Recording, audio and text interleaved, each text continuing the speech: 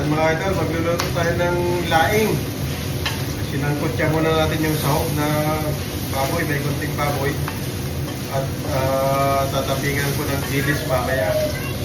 Medyo pagmantikain natin ito konti. Para hindi naman sariwang-sariwa yung kwan. Medyo palutungin natin konti. Ang panimpla ko pala dito mga idol ay bagoong alamang. Gisa muna natin. Although nagisa na yan, pero sabay natin sa paggisa.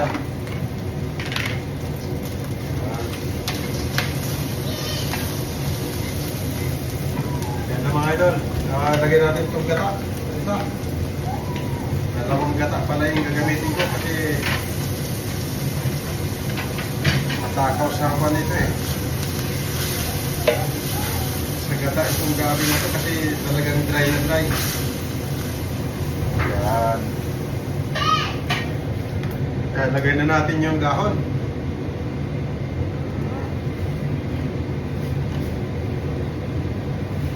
Para lutong-luto siya. Mamaya to pag medyo matuyuan na, ilagay natin yung isang gata. Yung purong gata. Ito na mga idol, luto na yung laing natin. Wala tayo. Prepare to eat na. So, yan. Masarap na yan. So, ito na mga idol. Yung niluto natin na laing. Yan. Nagmamantika siya. Tikman natin. Kain tayo mga idol. Sus.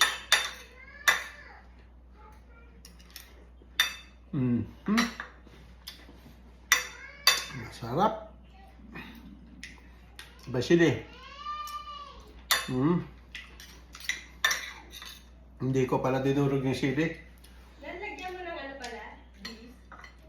Kasi, kasama ko sa bahay, hindi nagsisili.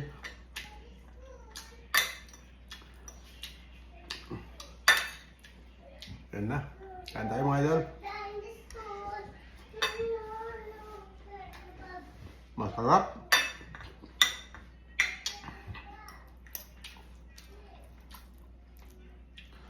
Panira ng diet to.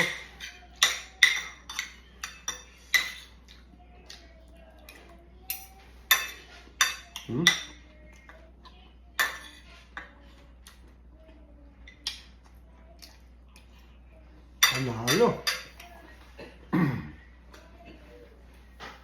Try nyo rin mga idol, masarap.